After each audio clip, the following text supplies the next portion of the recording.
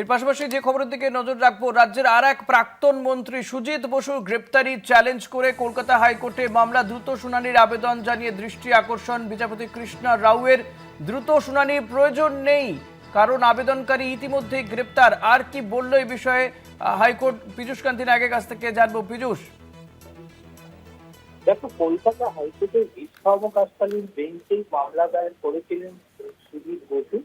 রাজ্যের প্রাক্তন মন্ত্রী সুজিত বসু এনফোর্সমেন্ট ডাইরেক্টরেটের গ্রেপ্তারিকে চ্যালেঞ্জ জানিয়ে এই মামলা দায়ের করেছিলেন।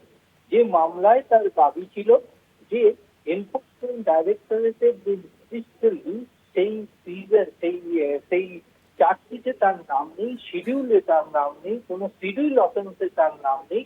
সুতরাং তাকে যেভাবে গ্রেফতার করা হয়েছে অলক্ষ্যে রেখে, সেই গ্রেফতারটি সম্পূর্ণ অবৈধ।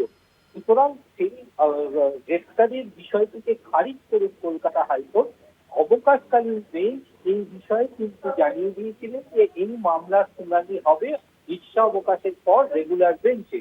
সেই মোতাবেকই তার আইনজীবী আজকে বিচারপতি কৃষ্ণা রাওয়ের দৃষ্টি আকর্ষণ করে মামলার দ্রুত শুনানির আবেদন জানান এবং তিনি দাবি করেন যে তাকে যেভাবে গ্রেফতার করা হয়েছে সেই গ্রেফতারটি সম্পূর্ণ অবৈধ। তাই এই মামলার দ্রুত শুনানি গ্রহণ করা হোক, কারণ তিনি ইতিমধ্যে হেফাজতে রয়েছেন। বিচারপতি কৃষ্ণা রাও জানিয়ে দেন যে যেহেতু তিনি গ্রেফতার হয়ে গেছেন, সুতরাং এমত অবস্থায় এই মামলার দ্রুত শুনানির কোনো প্রয়োজন আছে বলে আদালত মনে করছে না। তবে আবেদনকারীরা যদি মনে করে, তারা নিম্ন আদালতে জামিনের আবেদন জানাতে পারে এবং সেখানে এই বিষয়টি উল্লেখ করতে পারে যে গ্রেফতারের বিষয়। কিন্তু বারংবার তারা আইনজীবী দৃষ্টি আকর্ষণ করায় বিচারপতি কৃষ্ণা রাও জানিয়ে দিয়েছেন যে এই মামলাটির শুনানি তিনি জুলাই মাসে গ্রহণ করতে পারেন। ধন্যবাদ পীযূষ। কথা বলছিলাম প্রতিনিধি পীযূষ কান্তি নাগের সঙ্গে।